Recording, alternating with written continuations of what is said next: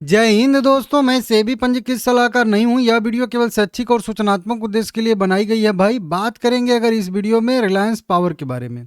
आज थोड़ा सा टेक्निकल एनालिसिस पे ध्यान देने वाले हैं हम लोग। करेंगे क्या हो रहा है चार्ट पे, कहाँ से रिवर्सल की संभावना बन रही है, क्या संकेत मिल गया है या मिलने वाला है, सब कुछ देखेंगे। देखिए अभी कई सारे जो है एफआईआर दर्ज हुए थे नए वाले, कई सारी बैंक ने और नए जो है एफआईआर जो मतलब कर्ज कंपनी लेके जो नहीं दे रही थी, बैंक धोखाधड़ी जिसको कहते हैं वो वाला किया था। एप्स्टीन फाइल की भी खबरें निकल के सामने आ रही हैं। अब इसको मैं इस पर नहीं कवर करता हूँ, आप लोग पढ़िएगा जाके, ठीक है ना। जय अनमोल अंबानी के खिलाफ भी कई सारी पूछताछ हुई थी, ये सब हुए थे, तो वो अपडेट मैं दिया हूँ बार बार आप लोगों को। 1.1% के बढ़त के साथ 22.5 रुपये पे कैंडल क्लोज किया है। अब देखिए इसमें क्या होता है ना कि जैसा देखिए सबकी एनालिसिस अलग अलग होती है। ये ज़रूरी नहीं है कि जो चीज़ आप जिस एनालिसिस को सही पढ़ते हो, कि मतलब ये चीज़ कहीं पढ़े हो कि ये चीज़ अगर होता है और तो उसको पॉजिटिव माना जाता है और वहाँ तेज़ी होती है, तो वो आपका मानना केवल होता है।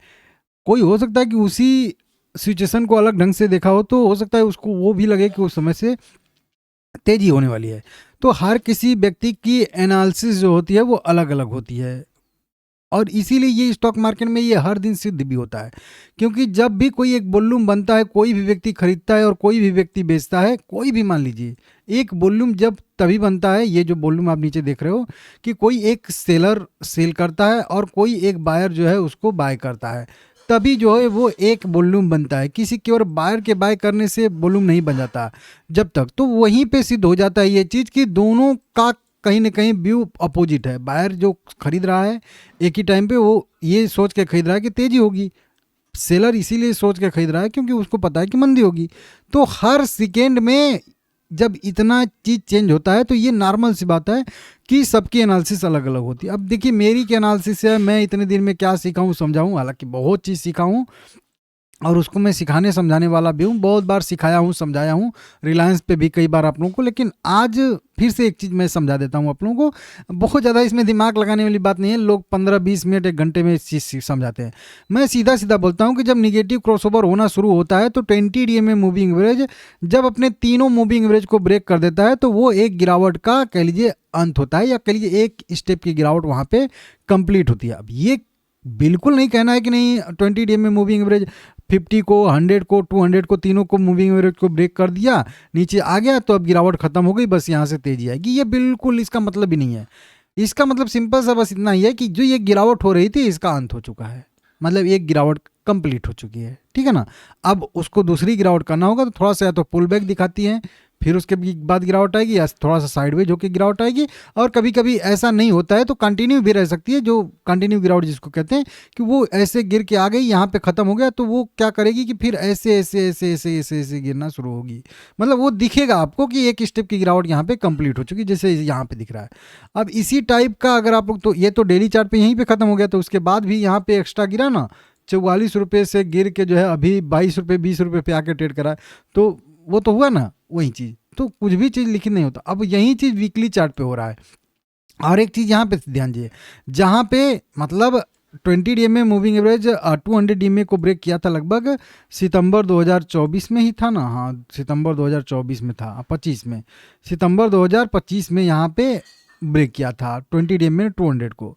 अब यहीं पे देखेंगे सितंबर 2025 में ही देखेंगे अगर वीकली चार्ट पे, तो यहाँ पे सारे के सारे मूविंग एवरेज जो थे वो क्रमशः रेखा में थे। ये देखिए मान के चलिए सितंबर अक्टूबर ये वाला है, ये वाला यहाँ पे देखिए 20 ऊपर था, 50 था, 100 था और 200 एकदम क्रमशः रेखा में थे। मतलब वीकली चार्ट उस समय पॉजिटिव था। जब प्राइस 40 रुपये के आसपास आया था यहाँ पे, तो उस समय मतलब डेली चार्ट मंडी में था, लेकिन वीकली चार्ट जो है वो ट्रेंडिंग था और पॉजिटिव था, बढ़िया था। उसके बाद फिर यहाँ पे भी धीरे धीरे क्रॉसओवर होना शुरू हुए निगेटिव। 50 DMA मूविंग एवरेज को 20 DMA ने ब्रेक किया था लगभग नवंबर दिसंबर के आसपास। 50 DMA को ब्रेक किया था, सॉरी 100 DMA को ब्रेक किया था लगभग जनवरी के आसपास। और अभी वहीं लास्ट वाला 200 DMA मूविंग एवरेज जो वीकली चार्ट पे है, उसको 20 DMA क्लियर करने वाला है यहाँ पे अभी मतलब अप्रैल के आसपास, बस थोड़ा सा ही अंतर है। और प्राइस नीचे है तो मूविंग एवरेज प्राइस के साइड में ही मूव करता है। ये आप लोगों को हमेशा पता रहना चाहिए, प्राइस उधर ही मूव करेगा मूविंग एवरेज, चाहे कोई भी है। कहीं कहीं स्टेबल हो जाते हैं क्योंकि बहुत बड़े मूविंग एवरेज होते हैं, तो आपको लगता है कि मूविंग एवरेज स्टेबल हो गया क्योंकि ऊपर बढ़ रहा है नीचे घट रहा है, तो इसकी वजह से वो स्टेबल हो जाते हैं। लेकिन जेयर प्राइस रहेगा उधर के साइड में ही सारे के सारे मूविंग एवरेज ब्रेक करेंगे। अगर यहीं पे एक महीना रुक जाएगा, सारे मूविंग एवरेज का मुंह नीचे की साइड में आपको दिखेगा, ठीक है ना। तो 20 डे में तो फास्ट मूविंग एवरेज ऐसे ही, तो ये मूविंग एवरेज जब अगर 20 DMA को ये 200 को क्रॉसओवर यहाँ पे दे रहा है, इसका मतलब ये एक चीज़ यहाँ पे क्लियर हो रहा है। देखिए ये कहीं पर लिखा नहीं है, अपने अनुभव के हिसाब से बस होता है। तो ये एक स्टेप की गिरावट कुल मिला के कंप्लीट हो रहा है। अब यहाँ से ज़रूरी नहीं है कि मोमेंटम कर ही जाएगा, यहाँ से और भी गिर सकता है, ऐसी संभावना रहेगी आगे। लेकिन एक स्टेप की गिरावट कंप्लीट जहाँ पे हो रही है, तो वो एक एंट्री का पॉइंट अच्छा सा बन जाता है। मतलब वहाँ पे कह सकते हैं कि हाँ यहाँ पे ठीक है। नहीं तो बीच में है तो फिर कह सकते हैं कि हाँ अभी भी गिरावट की संभावना है। मतलब ये हो गया है तो एक बार ये कहेंगे कि अब गिरावट लगभग कंप्लीट हो चुकी है। पहले जब गिर रहा था तो वहाँ पे ये नहीं कह सकते थे ये वाले पॉइंट पे कि नहीं यहाँ से मोमेंटम आ जाएगा या गिरावट नहीं होगी। वो दोनों साइड में मोमेंटम भी आ सकता है, नीचे भी।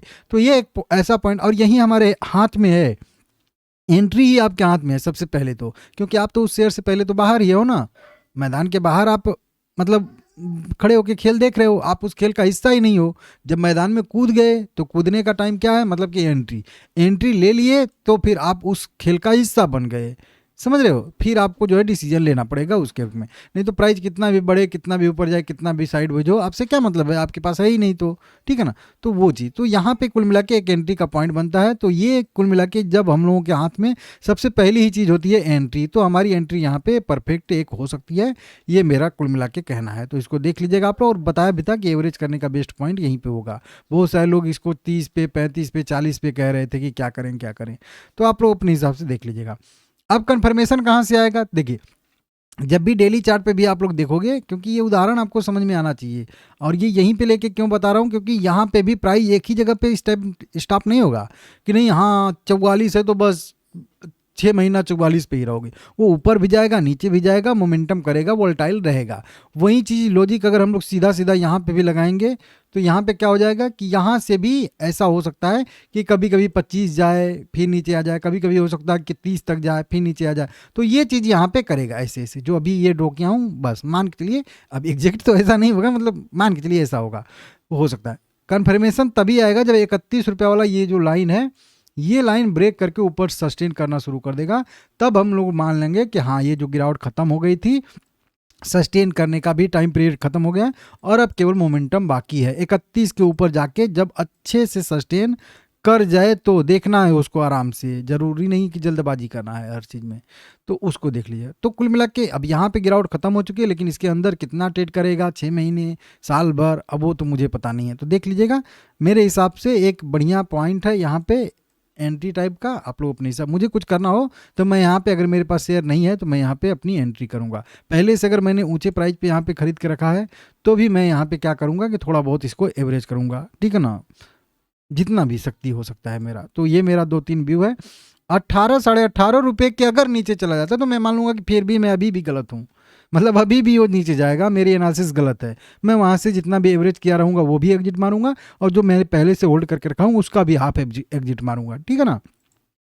यहाँ पे उदाहरण समझाता हूँ कि अगर मेरे पास शेयर नहीं है तो मैं जो भी मेरी क्षमता है उसका शेयर खरीदूंगा, और 18.5 के नीचे जाएगा तो एग्जिट मार दूंगा, क्लियर है। अगर मैं पहले से 100 क्वांटिटी इसमें खरीद के चल रहा हूँ तो यहाँ पे मैं मान लेते हैं कि 100 क्वांटिटी या 50 क्वांटिटी, जिस भी क्वांटिटी से इसको जो है एवरेज करूँगा, तो अब मेरे पास 150 क्वांटिटी हो गया।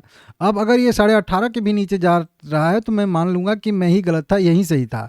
तो मैं ये 50 जो ऐड किया हूँ इसको तो बेचूंगा ही बेचूंगा, पहले से जो मेरे पास 100 थे उसमें से भी 50 बेचूंगा, ठीक है ना। इस तरीके से मेरा एनालिसिस है, आप लोग अपने हिसाब से देख लीजिएगा।